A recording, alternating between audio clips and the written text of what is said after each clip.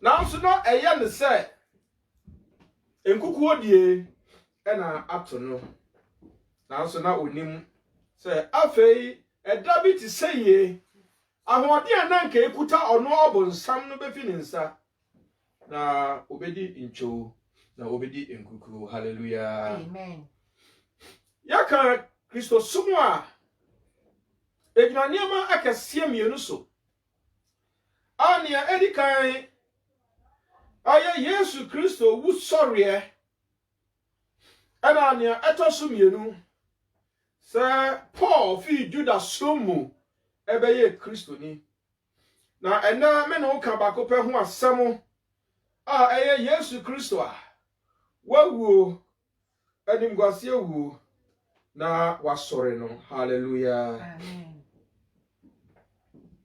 Yahwɛ yankin kansama edika ode ma yen Psalm 118 no a yahu sɛ the psalmist no aka ne ho asɛm na ɔhyɛ ase anigye mu na ɔto ayeyi dwomo ɔkamfo nyame ne kɛseɛ. Amen. Ɔdenti ɛsan sɛ emre bi ba ya ɔkɔ ahoyehi mu ɔkɔ ɔtai mu ɔkɔ ɔhaw abebrɛsɛ mu na enipa sere no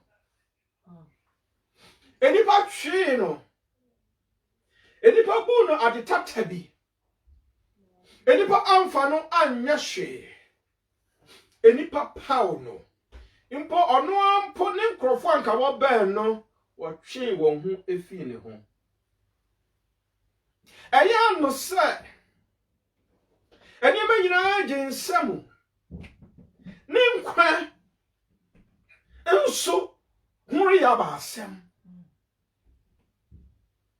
ɛba sɛ wiase nyinaa mpo apaw no na sɛnea ohunu no na ayese obi a wodi chain achichiri ne nsa na wodi shackles aguri na mu na wato na atwene bonka mu na nso nka bonka mu mpo anka ne so nkatae na nso na asan akoye se hintabia bi ani ho ente animguase ni abebresa ni ohaw ni otae ni nyinara ode adeja oni ba biara ode ne ho kwakusie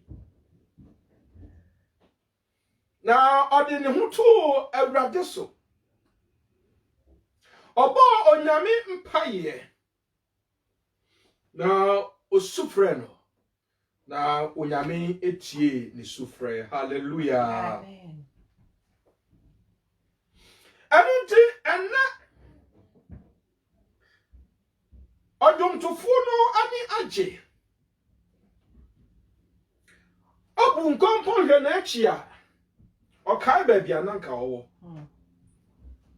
na ohwe ba bia ogina na enye nwanwa se obato nyum se me nyum ba de na se ade o Yesu aye edi amame no edoso aburu adwene ani entiasia so ni nyum entimi ensada. Hallelujah. Amen. Okopie owu ano yari ananka emu ya dimbo no animguase a epipa enye yeba ne so nanso emre osufre awurade Yesu Kristo ana osufre onyankopon na oma na nidaso ye onyankopon no ene oto ne nwum na enye sa ade no na afini so keke enye ohaw ne abebrese no na afini so keke na mom onyame amane so afisa amana ni mu. Hallelujah. Amen. Na wasiesie no na ode no abe ni patitru bi a ne mfafu nyina no waye nipa kese a ochen wo nyina. Amen. Eno tu ene David ato ne nwom a na ne ohwo ne ho se emre bi atwam enipa po no te se ebo a bantofo to kyereye na so ena monyame adumunti wabeye ni patitro bi. Amen. Hallelujah. Amen. Say yakọ abakọ semu a tete no na cement ni ho no. Say aba say obi sidan a yenya ne yanimu say omo de acheche and straw na odi amixia na watete ebo na odi asidan no asi ho. Na mom wona wo sika adefo de na wo bopa ama wokoyi abo omukoyi abo na wo measurement wo ho enti omu twade nyina the same size. In this abasa omu sidan no omu hihye abo no omu hihye na aye kama na samre ni mu no se wo papa abo no na ebi wo ho no mu na am falling within the required measurement no a na just sa abo no enye woni ye bibia enye yi enti na omu ayi sa abo no anase sa abo no na omu de ato enchembe bia na won ato a kire. Now when sidano akwa na kokodru komna hu ho no a komna mu ho no untimi fa abu straight ni nye enti na oma san won achi abuna oma to agu na enye no na omu san ko hwehwe mu ayi bi se de be ya konna no anansa baby ankitingiti baby ntokro nkitingiti bi woni ade no na de sa abono de etwetwe sa ntokro no na sa abu inni ho a edan no ntimi nyina ne nanso. Hallelujah. Amen. Esan se edan ya hoode ankasare ya na mpempi ni ejinagina konna no a ye friend pillars no won ta ejinagina enti David trust din na ohwe ni onyame ayama no na ohwe baby a wadura na ohun ne hu se na se onka ho abibi nyeye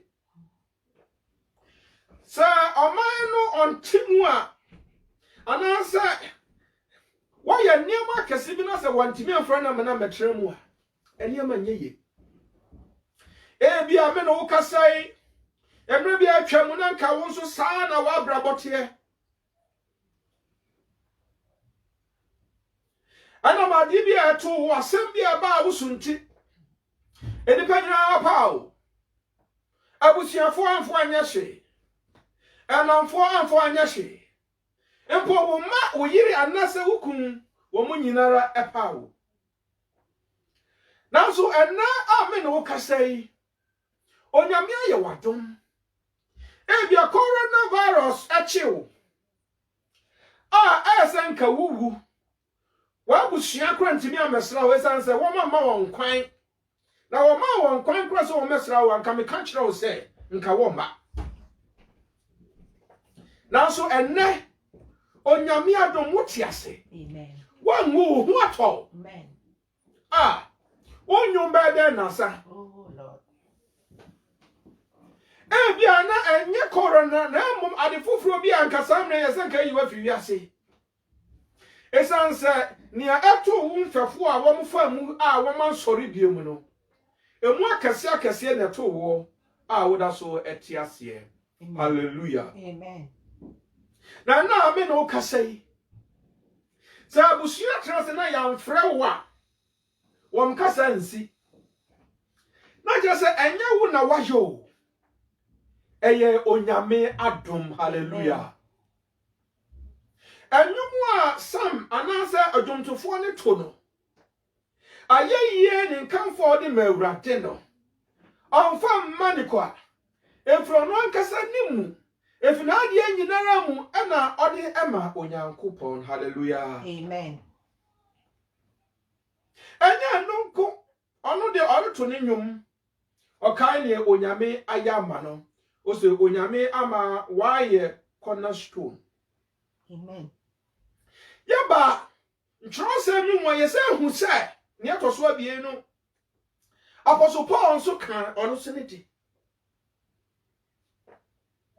osamra Yesu Kristo sorry ye Oda ne ho di kire nkrofo ne nyinara no no a wo no akiri kura ka no di onfata ono so oda ne ho di kire ni bi o se na afen ko no kura mpo no hwo no so na abrabo mu a na sanka obi kasa oyosuani anansa oyosomafo na enke ayaka ne se abususem esansa wadi nsomoni da wadi awuda wa hawadwinda watete wasafuni wa ye bibiara da eye tia onyankopon nanso ya na onyame sori ye oyi ni ho di kira nkrofo no ono so wayi ni ho di akire ni bi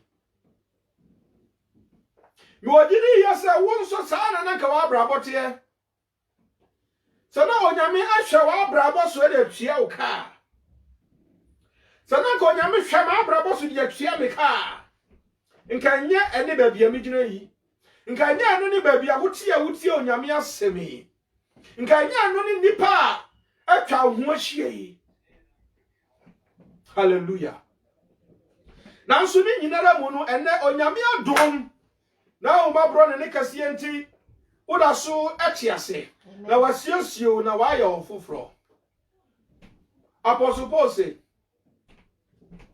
me de kame mfata eza me de awuda enu nti se me hwe ma brabo na me hwe ba bia madura na enya ma hoden na mom aye owura Yesu Kristo na aye amen hallelujah amen anu nti ose enne aye da awrade aye amame ade onyame di aba misui enya ma hoden o enya minim de enya ma hofe eyo onyame no de acheme kwa enu nti enne ye da awrade aye a ma sori na ma gira me na so na ma sepa me hu o na ma gemani ade ahyere mo nyam hallelujah amen ene aye da awrade aye ewo abrabomu ene aye da awrade aye ewo menso masetramu ejwase ye nyina ye giyani na yama yani agi ewo mu hallelujah Yesu Kristo wa wu wasore yakọ isempo di ba enu a yehu se Yesu Kristo na awode nsoronko so ana edefuru asemia no Bible say yakara Isaiah 53 1 Ozana Yesu Kristo aba wiase a na ade afebia enni ne ho also he came and as he lived just like a very tender shoot before God Almighty. Now, baby, no, he appeared to come out from a parched ground. Like I said, how the encounter be beer ye. Now, so a ho and a okopie. Now, na bibia ni no ho say oni pa ba hwehwe sa oni ne be ya damfo mpo. Hallelujah. Amen. Na ahoafa bi ni ne ho. Na ni fie nso wo hwe na achi a. Wo hwe ne maame na obi ana ne papa. Abusua na jija. No no ankasa kurampo. Oba janajeje mu. Edu ba be nipa no bi kura no ani fifo se wa abotam. Oso onye papa. Ano nemu. Nanso na onyame ani awone so na onyame ani kune hu hallelujah amen esansa na boshe bi wone so esansa na yasoma no se omedi djuma pote binti na sani o ma ne ho kwan no na aye owura ne fese sa boshe no ebebam wo na abrabomu ena me no kasai na me show kran sa wo so sani awotie biara ni asase su keke onyame de wo ba ha awobutae bi munti emfa hu ni ba bia ya wowo emfa hu ni ba bia wo tintina ye emfa hu ni siku a wo koye emfa hu ni nsama hodo a ato wo besi enne enna sa wo ba ma wo hu kwan a ebeye owura ne fe esanse ya mu biara awo destiny na ebeye onyankopon fese wo destiny ebeye adwuma. Hallelujah. Wo destiny ebeye ne ho ewo asetre mu. Wo destiny anka box mu na mom wo destiny ebeda ne ho adi ewo asetre mu. Wanka amen. Amen. Hallelujah. Amen. Hallelujah. Amen. Na Yesu Kristo sane na abrabo ye na nso ode ne ho to na oye adwuma etwase oye na odo onipa na otie na agyasam ya hobrasie ma no na mpo yi ya ne atete nyina mu oto na ebuase na otwen na ni nyame no. Bible say ya no ansi ho na nso okoso free. Hallelujah. Na okopie asennua huwu na nso owuye no wankada muramu ena amen wo kasai Yesu Kristo di abrudin nyinara so na oya ohinkase ewo ahini nyinara mu. Amen. Na oya owura ewo erua no nyinara mu. Amen. Hallelujah. Amen. Mama me pacho gina hono mama na obi bie do na wahwe ho. Hallelujah. Amen. Ya mfie dodo atwam na mfie bebre atwam a yehu sa enipa bebre ne wona wogina ye sa Yesu Kristo kra no wanwu amuma so many theories wanwu now so woman can say wanwu ni nyina are caught in their own propaganda say Yesu Kristo tena se ade ebia nipa kakra bi pe na say Yesu Kristo tena se ana wanwu a na yebisa ho say Yesu Kristo he no fai obia otena se na amanfo kan ho asem ebinu se oya odifo ebinu se oya rabbi ebinu se oya good man ebinu se when the onimunyansa suru nyansa ahyanema na so ni nyinara mu obi antimi ankase wedi ne ho ntene wedi ne ho anase wedi oyodebonyani impo obonsem ankasa antimi anya bibi bone anka amfa ne ho. Hallelujah. Amen. Onipa onunko asori ginae na ewiase political powers anu ye religious powers anu ye judicial powers anu ye onipa baako oni woni si animu na obi antimi am defeat no na odi nkunim no sa nipa no gwamu a nka he no fai nanso eni nyina eni na achi ana se wanwu a nka besi ne ka ye ni baby o na so wu yan so a ane na ne body no he no fai itan say ewura nom ketenketi a wote na ase na wo ye aniama kese kakra bi mpo no wo wu ye no baby a wode won to ye wo siesie ho ama ebesi ne woko Palestine anase woko sankrofo no baby a wo firi a oni pati mi sonsa de woko se asemasi wi ha ne wode ne toyi asemasi wi ha ne no mpewo Yesu Kristo abesi ne enmanimfo akase antimi ankyerɛ baabi a ɔfaeɛ wɔn a wɔgyetum sɛ ampa owuyi nso antimi ankyerɛ baabi a ne nnompe ɛwɔ adanti ansa no ni ene wasɔre. Hallelujah. Amen. Ɛna Yesu asɔre ɛninti na ɛnya Paul adeketwa sɛ ɔde bɛhoahoa ne ho na obesema manipa nyina te se Yesu wo ne sɔre ne ɛyɛ no kwasɛm Esan so ye no ho di kire obi an ono so ye no ho di kire no. Hallelujah. Amen. This asunti Yesu Kristo sorry no ni wo ni sorry no abe focal point. Our Bible ni mu nyinara. Say ye Onyankopon adebo ato nkyɛn a the second greatest miracle and Yesu Kristo ni wo sorry. Hallelujah. Amen. Hallelujah. Amen. Now say Yesu Kristo wo sorry anywhere. Nanka adiyama nyina nsamu ago. Yes. It don't say wo Yesu Kristo abatu wiase mfimfini. Samre ni mu no the habitable world. Jesus was born at the center. Now what there na ekuta no nti wiase nyina na revolve around him. Ono na wabe the center pillar. Ekuta wiase nyina remu. Hallelujah. Amen. I don't think so. Who yes a one sorry. Na ke wiase nyina asan agi agubiemu. Oh yeah, one sorry.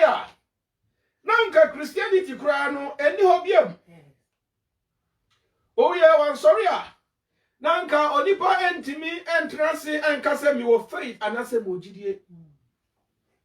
Oh yeah, one sorry. Enka religion enye twuma biem. Oh yeah, so one sorry. Enka ni da so ni ho. Amen. Na oh yeah, one sorry. Enka no ankasa nkusu ni din ahira. Amen.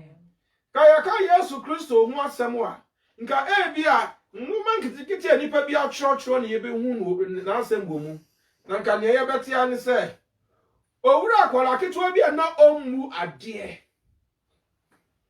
ene enchade aka cho se ummu ade o ka no kwasa no ayese ummu ade tinia ne obeka ne se akwala ketewa bia ommu ade otena se osolitia the then status quo now or perish. That would have been the end of the story. Now so now me no ka say yes wo we no am so hara afa na ne kese enkunimdi abrunkunimdi nyina so apie esan say wa sorry nne. Hallelujah. Amen. Esan say owo antimi anni ne so. Hallelujah. Amen. Esan say asama antimi ankora ne so. Amen. Enne amen o ka say wadi nkunim. Amen. Odi nkunim awa bonsam so e wo soro. Amen. Asasi so sam bedi nkunim obonsam so. Na amra okọ grave mu no ono a obonsam na ne backyard. Nso onyankopon ba Yesu ase akodifite no. Hallelujah. Amen. Na setra mu enipa bebre ne wona wam deny no enipa bebre ne wona wan pen ani mu ahwe enipa bebre ne wona wo paw no na mpo eba say what do you compare Pontius Pilate anim na watoto na ano no Pontius Pilate share anim ka tell say you are a fool. Okatire Yesu Kristo say aya twedentwie asekire ne say akwara ketewa yegyina yenim say wano dindindin yegyina yenim say wo nsie wo ye nam yegyina yenim yabati na wo nam poso edi adanse say wo tumie over nature so owura sorry dem wa won kasaye de won kyerɛkyerɛ mu no na asɔfo ni nyina ayɛ mra wo nyina atra city o na wo na wotimi se obu kase na twera no se wei na menso mese wei wo wotumie wo kyerɛ no so wo ana wo wotumie wo kasa na obi a ɔte ni fie miles away ne hutimi yɛ ne den wo tumie wo yare so Wona near demons ashanema uduru na demon na shase confess no pe baby afa. Wo tumie e demon so, wo tumie e bonsam so. Wo tumie e de nyinara so. Na adan e na wo redeem yourself. Nsemu a yakra efa wo ho, yakan de gu sui adan na won kasa. Samre na Yesu Kristo ayedin. Na ne na sankra how Pontius Pilate ni say when you actually no sorry a ubia na wo ya pa sa wo yo hini bia wo firi baabi na waba Pontius Pilate na onim say nsama no wakafa Yesu Kristo ho no na ayade a amount high treason a punishable to death and you think God just say Yesu Kristo bekasa now so Yesu Kristo ye Pontius Pilate and kasa na adwene mu no who say Yesu Kristo anya criminal na mom Yesu Kristo na oye dreamer onam no okeka nsem kese amane ho na mom anya criminal enti na enu kwan se ogu we Pontius Pilate na adwene no na mom jimi na wajimi Yesu no jimi na wajimi enu kwan se ko ogu oye papa obi na no kasasa jimi na wajimi na de na beto asem enu tin ka ye muru no na ye nja no na onko next time no obesu nyansa nanso emra odi won ebe pie ni padom anim no nsama no waka nyina ya ba ko pe mo na semia mu munkuno mo na semia mu hallelujah Amen. Na samre ni mu no Pontius Pilate na adwene mu no fa kwan bia so sen ko betimi agya Yesu Kristo nanso na odi fa ha na wai odi tar ha na wai oje hu hwenye na mpo wona na oputu pressure ana sa oputu pressure se wonkunu no na onim se san crofo san de obako bi wo hono mu a onim history na onim se akonwa de kora na nka mfata se odi hallelujah Amen. na nia odini si so no onu kodi nsamane ama Caesar kum no na mra Caesar kum no Caesar kum ne nkrofo nyina obi biara sa nipa no de ne ba aban mu no Caesar kum no na Pontius Pilate de ani fa so enti na onim se sa wa ma nkwan ma Yesu anwu a ono ankasa na abrabo ane ne ma ne yiri ane na dofo e wo danger zone na sane ebe so obetimi se ase kura na dwuma nti o ma ho kan se wan fa Yesu nko hallelujah Amen. na wodne koi na ujaya na se usane Jesus Barabbas, that notorious criminal. Samre nyina na enyumu a yato te sene ya ntokwa bia si. Nanso ena me no kasai. Ensem no asesa. Hallelujah. Amen. Ana me no kasai. Osebo na oba munkuno. Ene asesa. Amen. Ena me no kasai. Araho abato na dofo so. Ene asesa. Amen. Ena me no kasai. Ne maami se pia fa ni yamwa. Ene ne maami egu ahome. Amen. Ena me no kasai. A Christopher sro iko shed dem wa. Ene Eniama asesa. Hallelujah. Amen. We are able to laugh. Yes, Lord. The senior psalmist no o share ne kasa asia na osre no. Enne afi yenso yetimi asre. Amen. Yetimi agiani, yetimi rejoice, yetimi celebrate. Amen. Yane abofo mpempem osoro enwom tufo ahotefo nyina etimi ebomu ekasa asre Amen. Esan se Awurade Nyankopɔn ama na basa so. Hallelujah. Hallelujah. Awurade Nyankopɔn ama the hands of justice so. Amen. Na enna amen wo kasa yi. Wa ya nwade afoforo. Amen. Ebrodwene ne ntiasia so. Amen. Wa ma ho kwan ama odisefo ansaya there for too long. Amen. Wa ma ho kwan ama osrefo ansere otrene forever. Amen. Na mom enna onyankopɔn no kwafo no. Amen. Hallelujah. Amen. Onyankopɔn mobrehunfo no. Amen. Onyankopɔn tumfo no. Amen. Ode ne nsa ka owura Yesu Kristo Amen. na wanyane no. Amen. Enuti enna me no kasa yi Yesu Kristo enyane. Amen. Enna da me kasa me no kasa yi eda no e shine. Hallelujah. We see the glory of God everywhere. Amen. And no man atonyumbo say amwaduma nyinara ama onyame kase so awayeye nyum so. Hallelujah. Mpo enua emframa ebo enipa nyina. Amen. Esanse onyankopon aya de kase Amen. ama wiase nyina.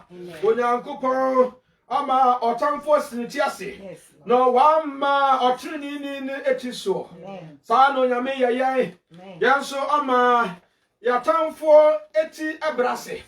Na oma yentuso adi shono ne ho animonyamo na atamfo edi enkuku banka. Amen. Amen. Amen. Psalm 53 no say afi yenra Yesu Kristo wakan no efra eskafumu. Anso wakan kan no efra adbonyefumu.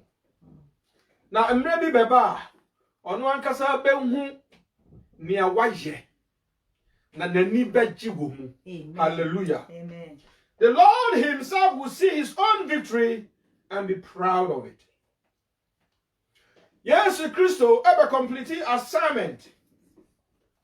That very cruel assignment of torture and death.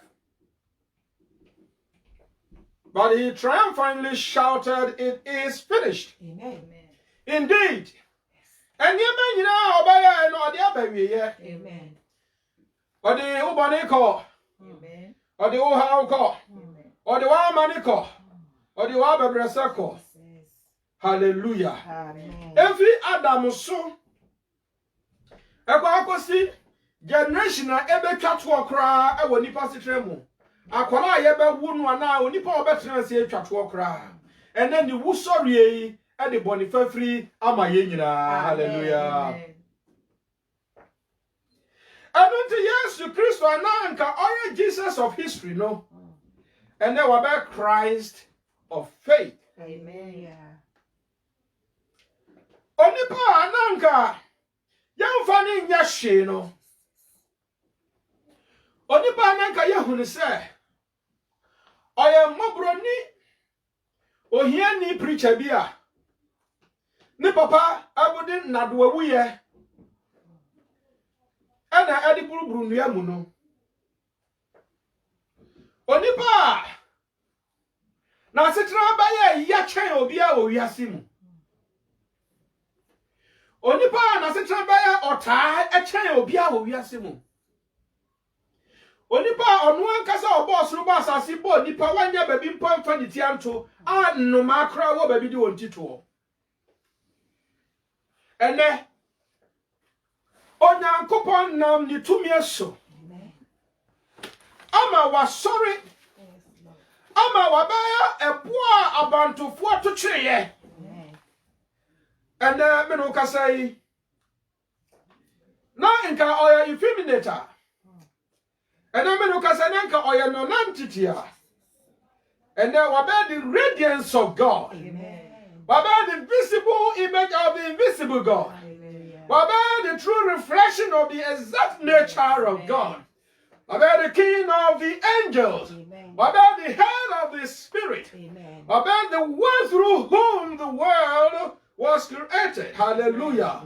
The only one begotten of the Father, whose executive position is nowhere than the right hand side of Yahweh even the Father. Hallelujah. Amen.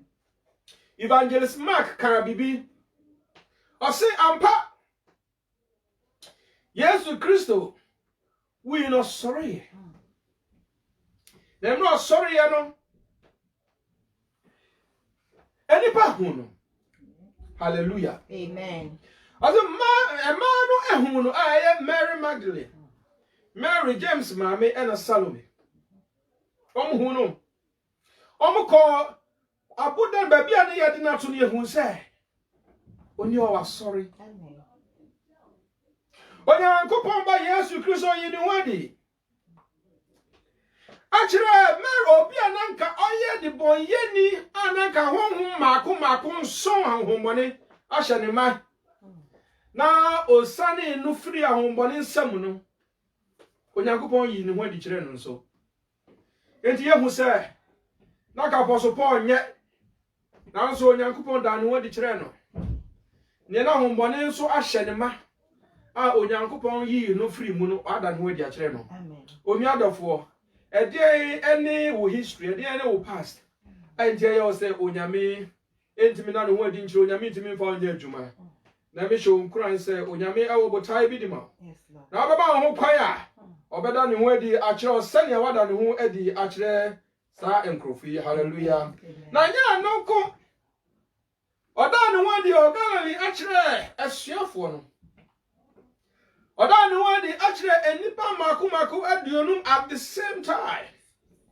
Or that one the actually came fast on one the Peter. Amen. Now or that one the actually Apostle Paul and so. Now then you know muno. No we are seeing now and the one dance here say without a doubt our Lord today is risen. Hallelujah. Amen. Hallelujah. Amen. Yes, we didn't kunim. Our baniso. We didn't kunim or yariaso. We didn't kunim ewo owoso. Na ene. We didn't kunim wadi na so hallelujah. Amen. Na edia onyankopon dia mano. Se ewiase ahodefo nyina ka ho bom. Ewiase atumfo, ewiase asikafo. O wanyina ka ho bom di woniama ho nyina ka ho bom. Now we begin one scale so. Now ye the Jesus Christ ko gina the order so a. Ye won so obi biara ni wa oben no. Obi biara ni wa otim no eche. Na hinie obi biara na otim ni che ni nkunim a wadie. Amen. Hallelujah. Amen. Na nanu manyama wa no so abro ade nyinara so. Amen. Jesus Christ ni wo sorry has become the center of his own existence and the center of our existence. Somebody can say, if life had no meaning, and then life has a meaning. Amen. Hallelujah. Amen. So onipa wo nipa se omra na omewu keka. Enka abrabo any meaning. So ya kwa so dem kwakwa worship ekotua ye tight. Eye niam ase ye nyinara. Na ye de ne ye wo ne abrabo nyinara ama wiase ade sumu nyame. Na bibiara nka ho biemu a. Emfaso ni abrabo so. Na asori konfaso ni so. Na nka religion so emfaso amma so. But Jesus Christ asori ne. Amen. And until there is meaning in all of these. Hallelujah. Amen. After Jesus Christ, I the first fruit of those who will resurrect and go to paradise. Hallelujah. Amen. And Crawford ebini wo ebini me. And I will need you. So over Cosro. And I'm so do what to Nyamia Samson tea. Yes, Christ ape was saying about Baye. Just so dear. And yes, I see him so. Never more so. Sir, na ono ababaye awunya ni mu abakan enuti ya ye wo Kristo mu so ye be sore na ya de ne be bo mpuni mpuda ku bi hallelujah. Amen. Yesu Kristo ade anije aba Amen. enu tumuma ye nyina ya ninji yansa pawo ye hu ewo edai mu. Amen. Hallelujah. Amen. Mama ye nyina yan sore na ye bo say Amen. and I'm Yesu Kristo word in the story enti owo enni tumi ebiemu ewo onipa so. Amen. Yesu Kristo asan abaya ne ogina ho ma yen anaso ogina anamu se nkunimdifo a oredi ema yen ewo osoro. Hallelujah. Amen. Sadia na afei owo ni asaman tumie ekuta no eni obonsam ho biem ekuta owura Yesu Kristo sene Revelation 1 ekano enti muma yama yeninje sene ebeya se yebesum Kristo ye Apostle Paul o kan nsem no o se niema a odi waka hu nsem nyirara niema ya hu ni nei na yato ya sum nei se Yesu Kristo awu na wasori wa ye nkunimdifo amaye no se yamfa ye hu anto asem no so na yanye asem ni yefo na yanante wo na akwan so a ene na yabregu ene na adwuma no ayekwa ene na ne honhom odi amaye no ayekwa enu nti no so osori gina ye adwumaden mpo atwan yesuafo ni nyinara na o kan se afei enye ono ena otumi yesa adwuma no na mom aya honhom a na ati ni mo onyame honhom a besoe ni nti eni ti sa ya ma ya ho kwan a onyame honhom beye ye mu ma no onyame honhom de beye adwuma enye ye na ye de honhom no beye adwuma na mom onyame honhom onyame ahoden ena ede beye adwuma na mbra ne so a yebenya baby ewo ahemamu wo wanka. Amen. Amen. When you know echi no Evangelist Matthew yahwe the gospel nimwa 28 chapter 28 17 honum ni ade no oka bibi o se when you know ye kan nyina echi no enipa bi wo honum a yehu Yesu yakoto no ya sorry no na so abesi ne enipa no bebre so anye ani. Hallelujah. Amen. Yesu da no wadi akire nipa bebre sane ebeya afi ombe hu sa we die enye nipa ba ko na eka we die enye onu kwani nkrofo na eka na mom ewiase nyina. And so still no enipa bi wo hono mu a wanye no enni na ena mi show nkran say na say wonyi Yesu Kristo ni a na wori ya wo na wori ha wo ho e don say bibia dia dance yes onu ni nkunimdifo no. Amen. Onu ena otiase ama life a have meaning. Amen. And until wa sorry, we are back again on our feet to do exploit and to rejoice and be glad in whatever we do. Amen. Because life is now meaningful. Hallelujah. Amen. Yesu Kristo awu. Amen. Was sorry. Amen. Now we bear the bridge Amen. for us to the Father. Amen. Say na say mo be fam mesua. Mo be dru agya no ho. Hallelujah. Amen. O say meni no kware no. Yes. Meni okwan no. Amen. Meni enkwa no. Amen. Obi nkwa agya no chen. Age onameso. Me bon pa yesa. Umfa bebia. Amen. Sa twini bi wo ho a obefa so obedu onyankopon ho a. Obefa Yesu Kristo so. Hallelujah. Amen. And life has become meaningful. Yes. Faith, you can faith are very meaningful. Amen. Faith has become meaningful. Hope has become affable. Hallelujah. Amen. The plan of God for mankind has now met its fulfillment. Hallelujah. Love has also been fulfilled. Amen. What are you waiting for? We are getting ourselves ready. And even as He has resurrected, Christ becomes the only bridge that will lead us to the higher home, even the new Jerusalem. Hallelujah. Let us all from our ministries. Baby, I want to name be a ye. Yanyi yenini yan sapa ye hu ewo jidie mu. Amen. Mama ahotifo nyina ema wa husu machi. Na won kasa won shout ma ewiase nyina enti wone. Amen. Esan say Yesu Kristo adi nkunimu. Amen. Onam owo so nam owu sori so. Amen. Adi nkunimu ama ewiase nyina. Amen. Yesu Kristo wasɔre Amen. ampa Yesu asɔre Amen. efiri awufo mu. Amen. Amen. Amen. Amen. Amen.